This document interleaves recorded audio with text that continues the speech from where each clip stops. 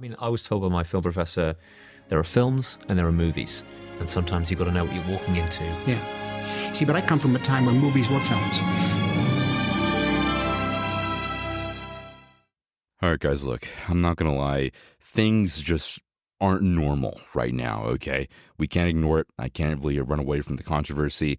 The biggest thing happening in the news last week, obviously being President Trump, former President Donald Trump, assassination attempt failed. Thankfully, no one died except for the shooter, obviously. Things are crazy out there. Things are getting crazy in society right now.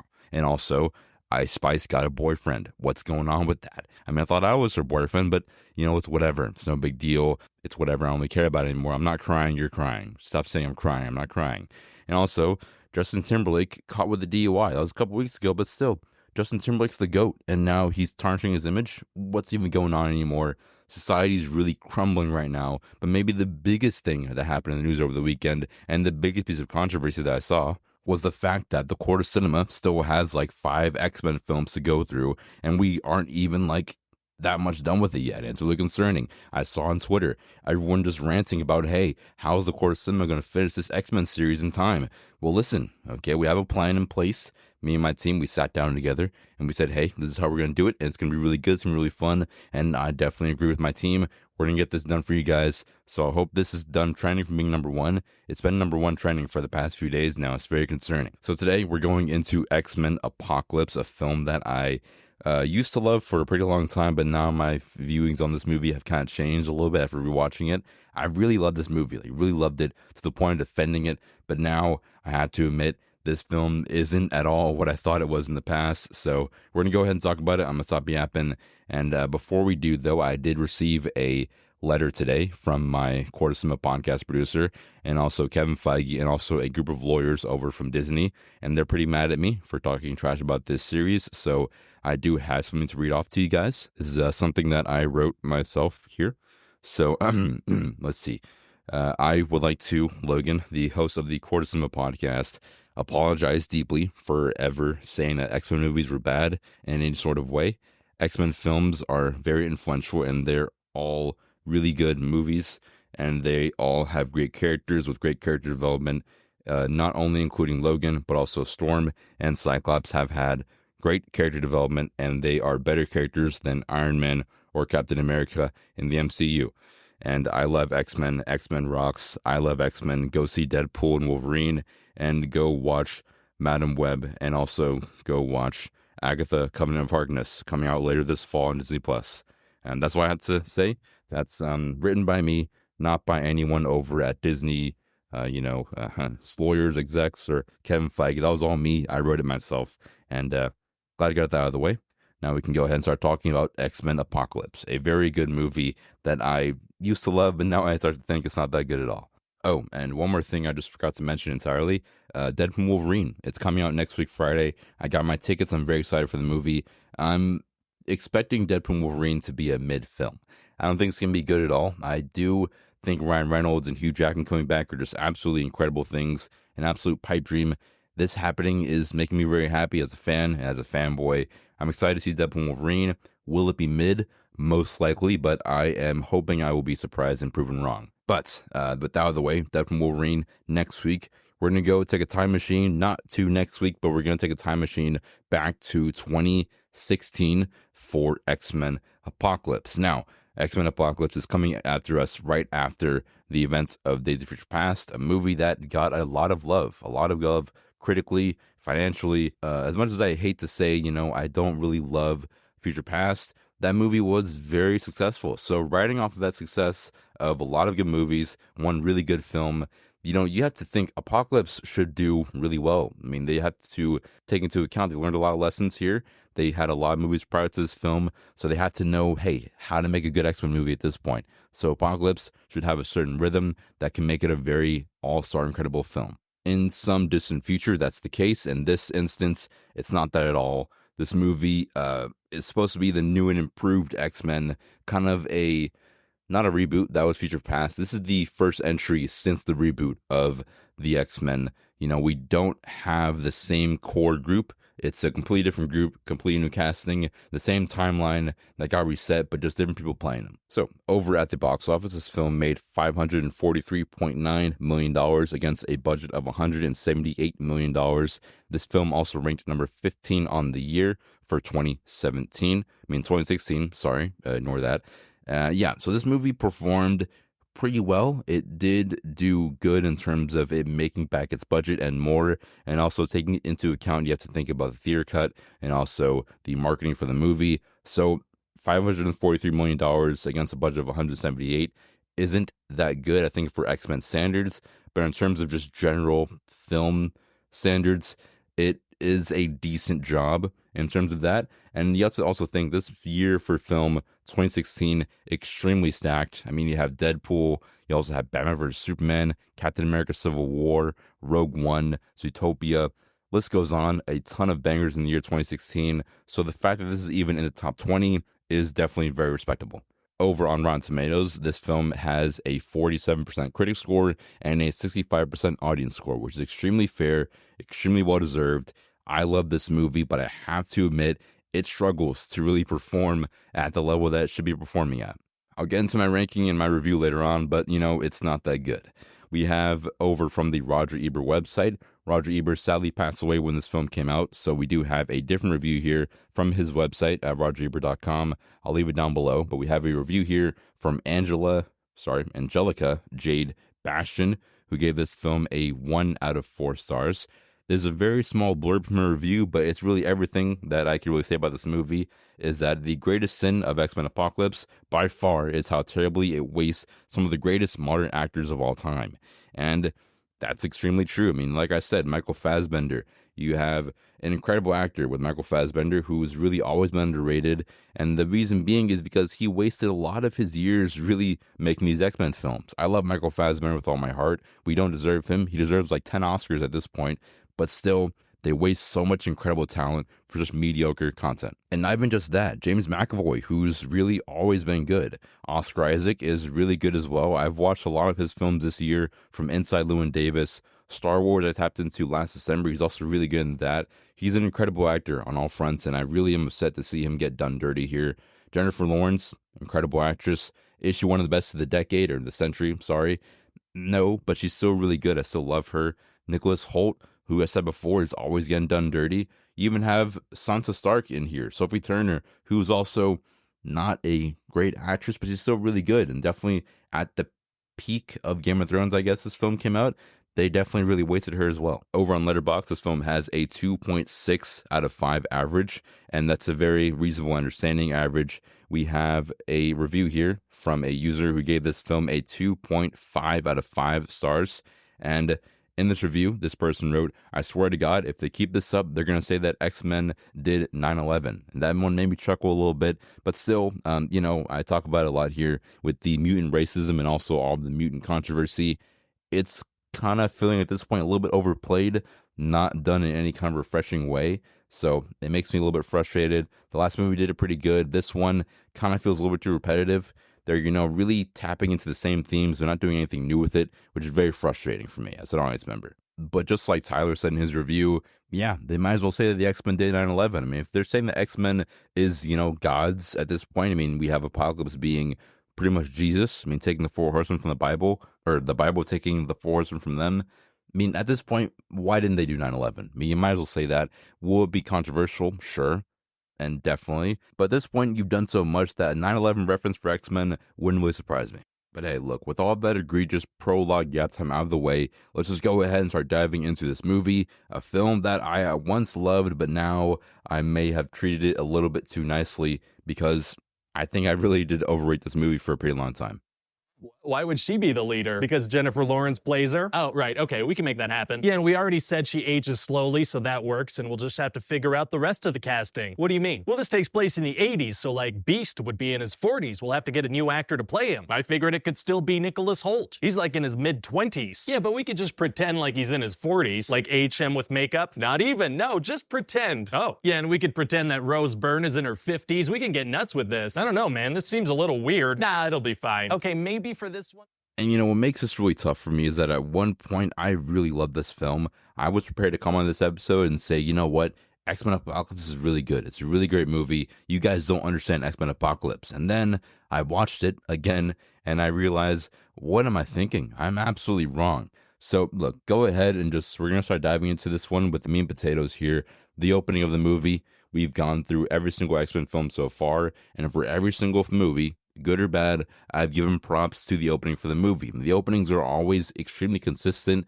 Here, the opening is good, but not great, exactly.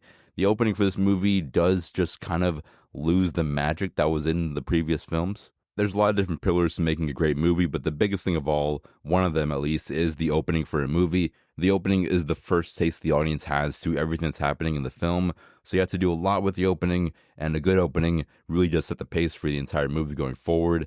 This one, no different. The opening isn't bad, but like I said, it's not great. It does a good job at telling us who Apocalypse is, what he is exactly, but still, it's kind of vague. We don't really get to know a lot until later on in the movie, and there could have just been a better way to do this opening and given us more information in a more intriguing way. But, it's whatever. The movie sucks anyway. So moving forward a little bit here, we have Cyclops. I love Cyclops in this movie. He does also still, not have a lot to do in the movie, which does make me really, really annoyed because I love the actor playing him. I mean, Ty Sheridan is absolutely incredible. Ready Player One, maybe his best movie. I think that's very comfortable to say. Ready Player One's fire. I love that movie so much. Here, he does a good job. I think, once again, a great actor who was really just doing best with what he was given, which isn't that much. This is a very heavy X-Men movie, but this film is very much so a, Cyclops origin, which is really cool, but they don't really take advantage of it like they really can. And maybe it's me watching X-Men 97 and really seeing that show and seeing how good Cyclops is that I get really, really upset. I mean, once again, it's an opening, it's an origin, so he can't be Cyclops. But, I think if you're going to do this movie, maybe just skip a few years. I mean, maybe we, already seen everything before, so why not skip, instead of this movie happening right now, skip like 5-6 years in the future. I mean, here we're going to have a more developed Cyclops.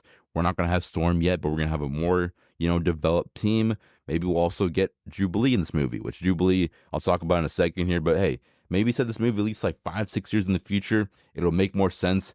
Everyone's going to feel a little bit more mature, a little more developed, and not so much like the Young Mutants movie like this movie is really striving to be. But moving on, we have the Cyclops opening origin to his powers, very cool. Then after that, we have a cage fight with Archangel and also Nightcrawler. Archangel, super cool. Love that character, love that design. He doesn't get a lot to do in this movie, spoiler alert. And also, we haven't seen him since X-Men Last Stand. And in that movie as well, he didn't really have a lot to do. This is a character that I don't read comics, but I think it can be really cool. The Archangel character, the design of the character seems really cool. Something they really can tap into. Maybe in the new X-Men movies, we'll get him in the main cast. But for now, he's just kind of there because he looks cool. And that's, fine and dandy. But if you're not going to do anything with him, you might as well not even put him in here. And also, Nightcrawler ends in this movie. I'm still not that much of a fan of him. I'm not a fan of Nightcrawler. He's really corny. He's kind of weird. I think that's the point, but still, in X-Men 97, we also got a little bit of a glimpse of Nightcrawler. Not that much, but still, Nightcrawler's in that show. And he's a lot better in that show, I think. He's a little bit, more developed in that show. And in this movie, Nightcrawler's a little bit younger, still trying to make sense of his powers. So it makes it, just like a catch-up for the character, a little bit more of an origin, like I said. Kind of boring. I want to see these characters a little bit more developed. We don't really need to see an origin for these characters. Or at least if you're going to do an origin for the characters, at least make it good. That's a better way to say it. Magneto also introduced in this movie, and Magneto is very cool. Magneto is always peak to me. He's always a great character. Doesn't matter if it's good movie, bad movie. Magneto is always done incredibly well. This movie is different. We do follow the events of Days of Future Past. He's moved away out of the U.S. with his own family, with his own new life, a life of peace and prosperity, and that's everything to me. That's like my lifelong dream, just living in the forest, working at a random factory, even working remote would be really good, and that's what he's living my life. I love it. Then right after that, we go into the X-Men mansion, and we also see Sansa Stark, like I said before. I love her. I'm crushing her a little bit. I've had a crush on her for a little bit now, but Sophie Turner, hit me up, call my line, I'll hit you up too. And also Jubilee in this movie as well. Hey, that's awesome. I love Jubilee. Is she going to do anything in this movie? She isn't? Okay, sure. Why not? But hey, Sansa Stark as Phoenix is really cool. I love her as Jean Grey. It Also, once again, is a great actress. She's really good in Game of Thrones. In this movie, she has potential, but the script is really bad, not in her favor. And also in Dark Phoenix, we already know what happens there. So I don't want to talk about that at all, but, we're going to have to in a little bit here. And up until this point, if this episode feels a little bit, kind of fast and disjointed, that's the movie. I'm just reading off my notes here, and that's what happened in the movie. It's very fast, very disjointed, and it makes it a little bit annoying. And I definitely get a gist of like, okay, this is what's happening. It's very fast, very disjointed. I'm not a fan of it at all. I know it all really weaves together a little bit here, but yeah, no, it's not paced very well. The pacing of the screenplay is understandable how they do it, but it could have been done better, and it's very frustrating. But we do get the turning point of the movie, which is Apocalypse Awakening, which is really cool sequence. Him waking up as an earthquake across the world. His aura is absolutely unmatched and absolutely insane. But that earthquake around the world is kind of, whatever. But we do see Magneto in his random foreign country, saves a man, which he definitely shows that he has a change of heart. He's definitely trying to live a better life here and saving humans.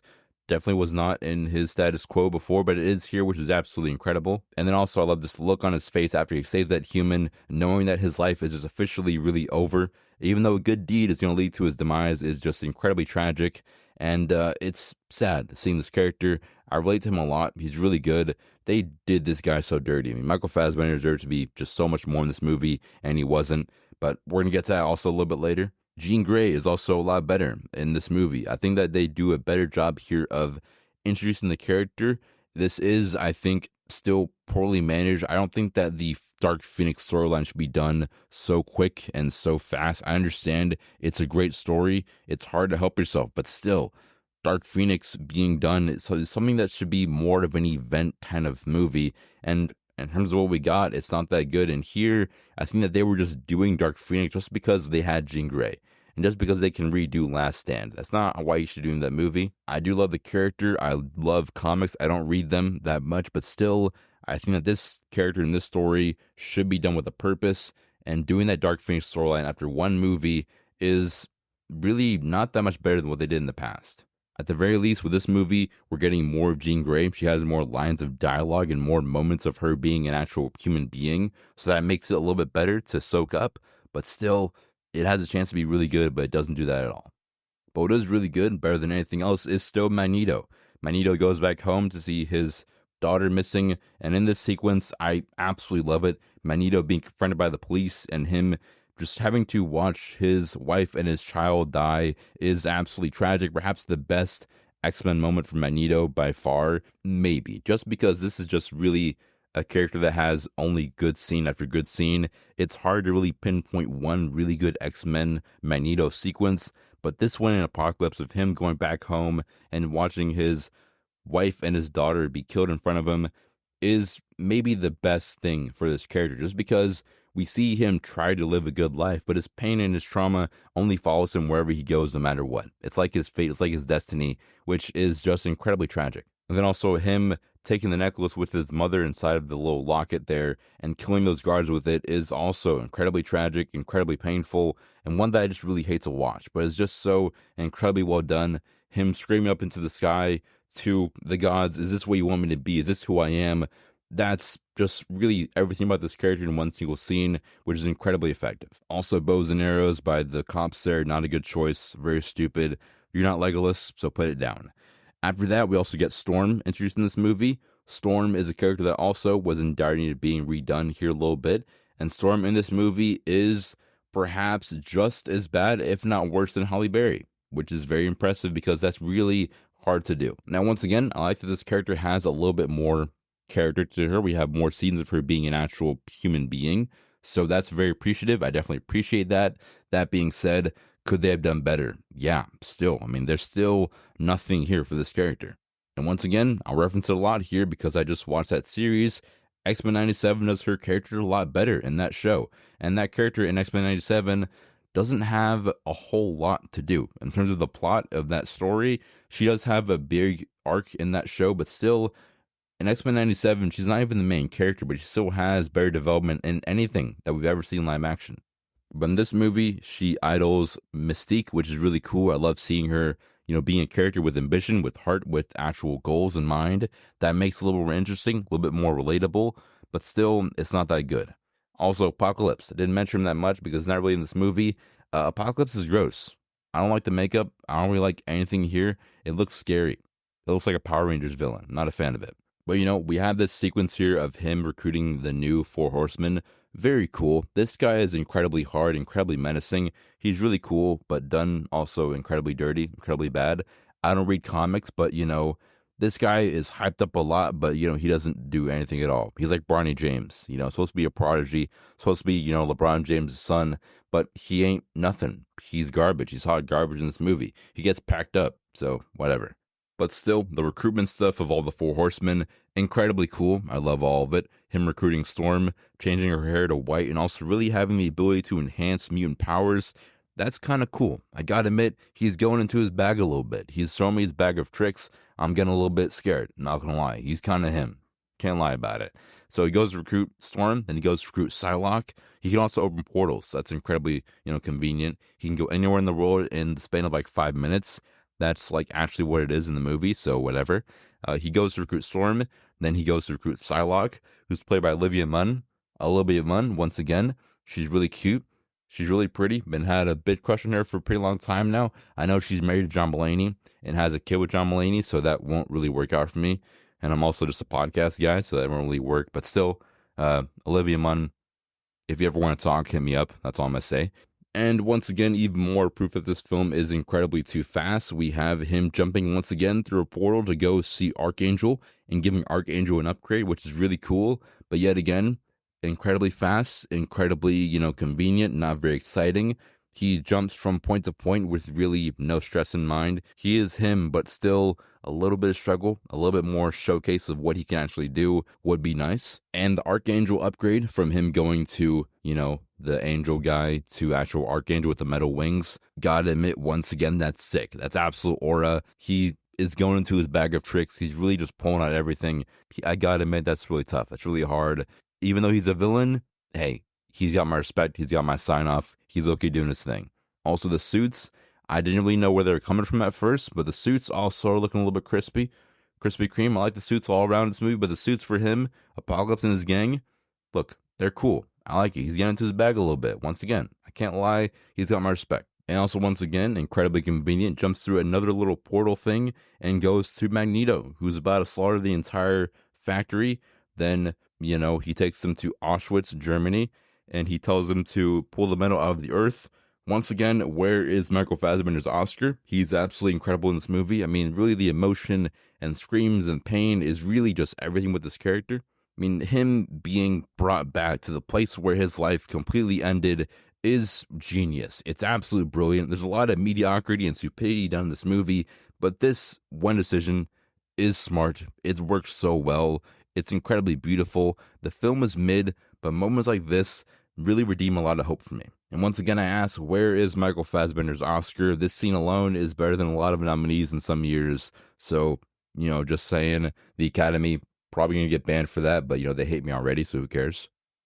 But even though Magneto is very, very good, you can't really escape the fact that this film does a lot of just dumb stuff for no good reason. I mean, Quicksilver comes back. Quicksilver, I love him. I love Quicksilver. He's a whole lot of fun. But still, Quicksilver is the son of Magneto in the comics. Very cool. We understand that. Him and Scarlet Witch, the sons of Magneto. I get it. Comic accurate. But you're not doing anything with that. So, now in this movie, you do have Quicksilver. He finds out that Magneto is his father. And yet they don't do anything with it. This is the dumbest plot in maybe any X-Men movie that I've ever seen. It's always been the thing for me that is so dumb to introduce this, push it extremely heavily, and do absolutely nothing with it. Even if they, kept Bryan Singer on the team, what are you going to do with this subplot? For what reason is Quicksilver trying to tell him that he's his father? He doesn't end the movie, but still, even if he did tell him he was his father, what's that going to change about anything? What do you expect to happen besides really nothing? So, too fast of a movie, not paced very well, dumb decisions, dumb things explored, nothing really explored fully. The list goes on. It's overall not a good movie. And also the villain for the movie isn't even in the movie that much. He does have cool moments, like coming up here, he takes over Cerebro and he really hijacked to take out all the nukes in the world, which once again, he's getting into his bag a little bit, destroying all nuclear weapons, then screaming out, "You can fire arrows from the Tower of Babel, but you can never strike God." Listen, you can't just come out like that, start speaking facts in bars, and just expect not to be loved a little bit by me. He's getting into his bag. I love it. I respect him. Game recognized game. He's looking extremely familiar right now to me. But after spitting one of the hardest bars in human history, he goes back, takes Charles Xavier to a weird rock on the middle of nowhere in the desert, which is, Black Air Force energy. And then Mansion explodes because of Havoc. Then Quicksilver obviously comes in, gets into his bag. He's pretty much a god at this point, saves the entire X-Men mansion. That's incredible. Like, what are you doing, man? You're a god at this point. This is obviously very similar to the scene over in Days of Future Past of the kitchen sequence, Time in a Bottle. I think I like that one more. This one's also pretty good, but kind of lost its magic a little bit. I think it's just too much going on. It's too long. So therefore, there's no real suspense. He's also like a god. So the way it's structured and choreographed isn't bad. But I keep thinking about, the kitchen scene in Days of Future Past. That one's clearly a lot better to me. So saves the entire mansion. Very cool stuff. And then obviously Stryker comes out of nowhere with Black Air Force energy. Just completely sound waves the entire group of kids there and takes the main group. The main group's captured. Jubilee also put on the bench. I'm really mad about that because I love Jubilee. I didn't love her at first, at all. Then watching 97, why is she put on the bench? For what reason? She's a GOAT. Why is she being put on the bench? She's like one of the main players. That's like the equivalent of having, the Dub Nation team, Steph Curry, Klay Thompson, Draymond Green, also KD, the whole main gang there, and you're going to put out Draymond. Why is Draymond being put on the bench? He's like one of the GOATs on the team. Why is Draymond being put on the bench? Take him out of the bench. What are you doing? I don't know why they really had so much with her character in this film and not do anything with it. It makes me upset. Jubilee in live action, is it going to happen in Deadpool and Wolverine? That's one of my theories going to that movie. I think we're going to see some kind of X-Men roster in the Deadpool 3 movie. It's not confirmed yet by any means necessary, but we don't know much about that film at all. If anything, some kind of X-Men roster will be revealed in that movie. Whether it's this roster of the X-Men, hopefully not, or the old X-Men roster, some kind of X-Men roster to some capacity will be in Deadpool and Wolverine. I really am almost sure of it. Jubilee put on the bench here. And also Apocalypse, half-baked, the CGI is trash, the group's captured, so that really does waste so much more time with this movie. This film has no urgency, and when it does have urgency, it's just doing things so poorly. We haven't even seen Apocalypse fight in this movie at all. He hasn't thrown a single punch. He hasn't done anything in this movie, which is really frustrating to me. I don't know how big of a threat he is in the comics. Going based off this movie, he's clearly one of the most powerful beings in comics. As a viewer of this film, I haven't read comics. He's at least up there for me. He's definitely at least Thanos level for the movie, and he hasn't really thrown a single punch in the entire movie. That's really not good at all. So that just wastes so much time. I mean, you're getting Oscar Isaac, an absolute incredible actor, doing all this work for the movie, and you're not going to have him fight at all in this film. Doesn't make sense. It's dumb. It's stupid. I get the character doesn't really need to fight because he's just that powerful, but still it makes him uninteresting. Doesn't pose much of a threat to me. So I'm not a fan of what they're doing here with this character. But still, Apocalypse half-baked, bad CGI, but still, they couldn't help but put the GOAT in here. We have Wolverine, Hugh Jackman comes back. I mean, hey, I can't complain about it. You have the GOAT on the bench for a reason. You're going to take him off the bench here and there, put up some points. I love Wolverine so much. I love him so much. Weapon X Wolverine as well in this film. We get a little bit of a Logan tease. What a little bit of Logan teaser for the movie. Logan obviously came out a year or 2 years after this movie. So, we don't have a good sense of, real Wolverine combat and gore combat. So this is definitely a very nice taste of what we can get in those future installments. And hopefully Deadpool and Wolverine also follows this trend of really gory and really good X-Men combat, because that fight choreography in Logan, I just watched it on Friday for the episode, and it's looking very scrumptious. I really hope they can do justice with it though. Alright, but all that being said though, Weapon X really cool. A lot of coolish stuff being done. Doesn't matter anymore, we're in the third act. That's right, third act time is here, and the third act for this movie is almost cool. It's cool, kinda, cool, sorta. It's almost fun. It's kind of edgy. It's not good, though. Third act isn't good for this movie. I'm really upset by it as well. Once again, I love this movie. I loved it for a little bit. I really wanted to defend the film. Say, this movie is really good. You guys are just dumb. But I'm not going to lie about it. It's not that good whatsoever. But there's a lot of things that's really cool. A lot of things that aren't really cool. So I'm just going to go ahead and go back into it. First thing first, the suits. Once again, on both sides here. The good guys and the bad guys. The suits, they're fire. Krispy Kreme. Absolutely love it. You got to give some props to the costume department here for the film. They really got into their bag. It's really nice, really Krispy Kreme. I love the costumes for this movie. Now, also what I love is in the plane, we have a callback to X-Men First Class. That's really cool. That makes this universe feel lived in. Also, I feel old. I'm reaching Unk status. That's not a good thing. I'm feeling too old now, so it's kind of a good and a bad thing. Also, the Four Horsemen. You guys are still here? Oh, right. Four Horsemen are here. I thought they weren't here for a second, and then I realized, oh, right, they have like the Four Horsemen who also haven't had any kind of fighting done in the entire film yet. Up until third act, which isn't that good. If you're going to have a villain or some goons or whatever, you got to show off, hey, these guys are a big threat. They need to fight something. So at least have one fight at the X Mansion, and then the third act as well. You get a little bit of a lick back, a little bit more back and forth. It's a little bit of cliche structure, but it works. Look at Avengers. Look at Age of Ultron. Look at Infinity War. Not Endgame, that's a little bit different, but still, in those big team-up movies, you have Ultron, Loki, Thanos. They all, at some point in the movie, had a fight scene or a battle before the third act, which really makes it a little bit more effective to really impose the threat of these characters and the main character being Apocalypse. So the Four Horsemen, they're still in the movie. I didn't think they were, but they stuck around, I guess, for the free food. Actual AFK farm for all those actors. I mean, you guys literally just sat on a rock for like 10 days straight and got paid like $5 million. It's really cool. But still, they're here, they're fighting, they're fresh, they're hip, they're wow. Yet they all get packed up for the most part, except for a couple people. And that's really upsetting, kind of underwhelming. Archangel was really cool. The Archangel got crushed by a plane. The character can fly, but he couldn't fly out of a plane. That makes sense. A whole lot of it. Yet the character with the sword who makes portals lived. Who cares, but whatever. All right, so the Quicksilver stuff, once again, still dumb. He goes up to Magneto, doesn't tell him that he's his son, but once again, like I said before, what's the point of doing all of this if you don't know what's going to happen after it? Doesn't make sense to me. It's kind of dumb. Kind of screenwriting 101. I guess I'm making this up now, but screenwriting 101, have a purpose to everything, and you don't do it. That's dumb. Archangel and Storm done dirty. Storm got packed up as well, which is really upsetting. Storm came back to get really pushed to the back seat once again. Really dumb.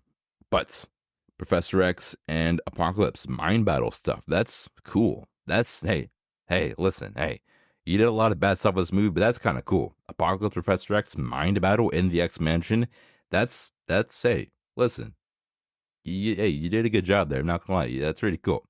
But it doesn't matter. Apocalypse gets packed up by the Phoenix Force, and that's the end of the movie. Movie's over. For the most part, it's over. It's done. We get those cool comic accurate suits, but besides that, film's over. That's it. We're done. We're finished. That's it for the movie. Now go to the credits. Yay. That's cool. That's fun stuff. Except it wasn't. That was bad. That was a bad movie. I don't like that at all. And as someone who's loved this movie for a long time, I really loved it because I didn't really know then, but I know now. It feels like an X-Men 97 live action movie, which is really fun and it should work, yet it doesn't. And there's a lot of stuff left out with this movie. I recommend going and watching the Eric Voss New Rockstars. They break down the entire movie and they go through a lot of deleted scenes as well. Those deleted scenes are a lot of, little things that really make the movie feel more alive. They added more fun stuff, more little pieces of dialogue. I saw some more stuff with Storm in deleted scenes, a lot of other stuff as well that are really cool. Add more character stuff. Would they have changed the score for my movie this much? Not that much. I mean, my score for the film is still pretty low regardless, but still, those small moments make this film feel a little more alive, not that much of homework. And I'll tell you my final score in a second, but before we go to my final score, we have to go through superlatives for X-Men Apocalypse. What is superlatives? It's pretty much like all of our main awards for the show and for the movie. So we have the best scene, if the film was a song, double feature, MVP, also buzzed in the back a lot. So it's pretty much the most fun you'll have in the entire episode. So we're going to go ahead and dive into it. But if you want to leave, I understand. If you want to stay, you're smart and you're very smart and you're very funny and very cool. So let's go ahead and dive into the superlatives for X-Men Apocalypse from 2016, an absolutely mediocre and garbage movie. You are a blowfish. What? Lady, whatever you're selling, I ain't buying, yo. Well, my name is Skylar White, yo. I get a spot? Okay. All right, so for our superlatives, I'm going to try to go relatively quickly here. It's getting late for me and also I work in the morning, so that's kind of a rip. But scene stealer, best scene in the movie, we have Magneto's family death. Speaks for itself. Go watch the scene. It's really the best scene in the movie. Score, cinematography, everything, costume design, the acting.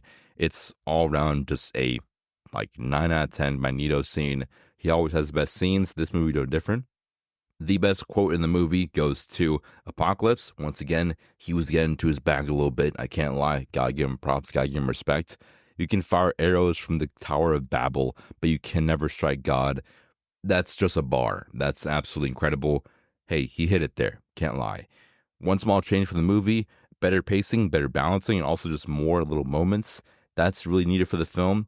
It feels, not exactly unauthentic, just really a waste of potential. You clearly have some kind of idea of what the movie's supposed to be, but you didn't do it, which I'm really upset about.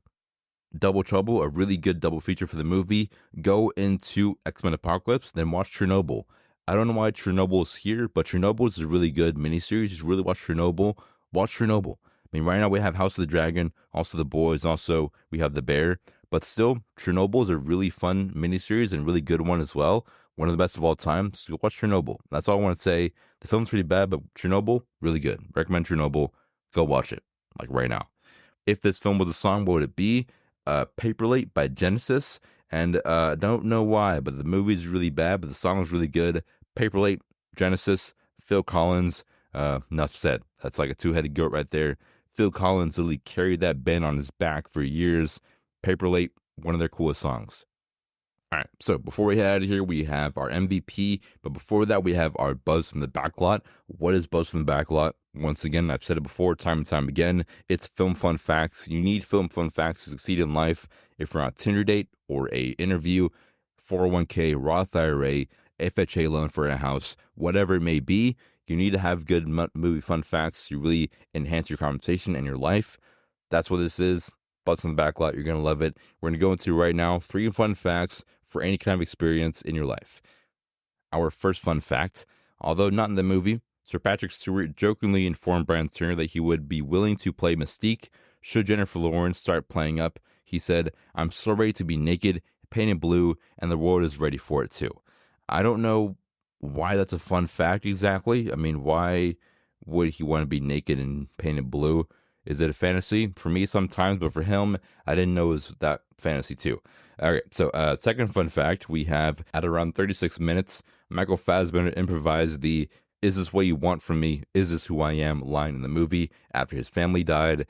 Once again, improvised line of dialogue. That's like Oscar-worthy stuff right there. I mean, he's really playing to the role here. That's like an Oscar. What are you guys doing? It's like an Oscar-winning thing right there. Whatever, who cares? Oscars doesn't matter anymore to me anyway. The final and third fun fact of the movie, Xavier's wheelchair in the teaser trailer for this movie is the same one Sir Patrick Stewart used in X-Men 2000. Very cool fun fact there. I love the callbacks to the first films and this movie.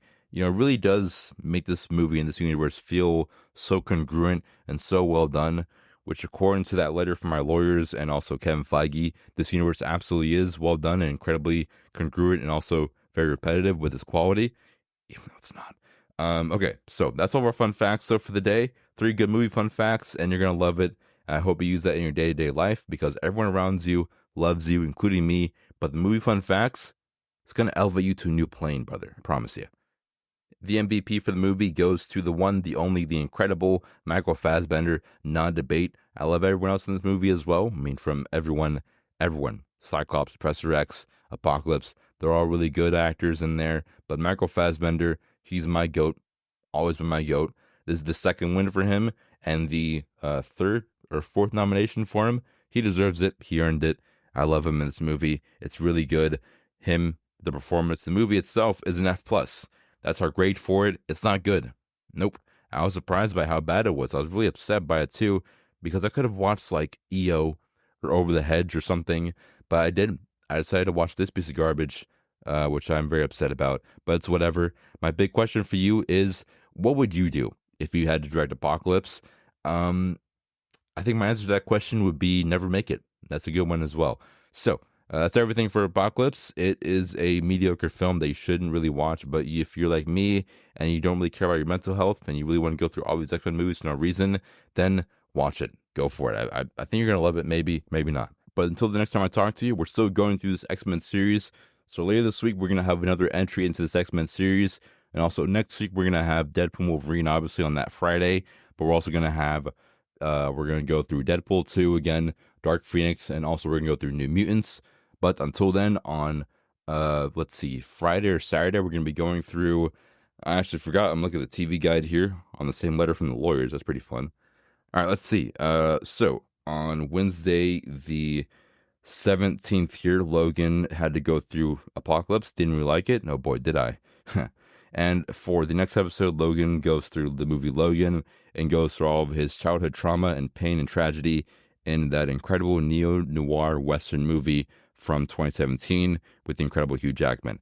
I don't know about all of the incredibly tragic and sad, emotional, and depressing stuff in there, but yeah, Logan, that's going to be up next. My name's Logan, if you guys didn't know, and also that movie's named Logan, so, you know, a little special, I guess.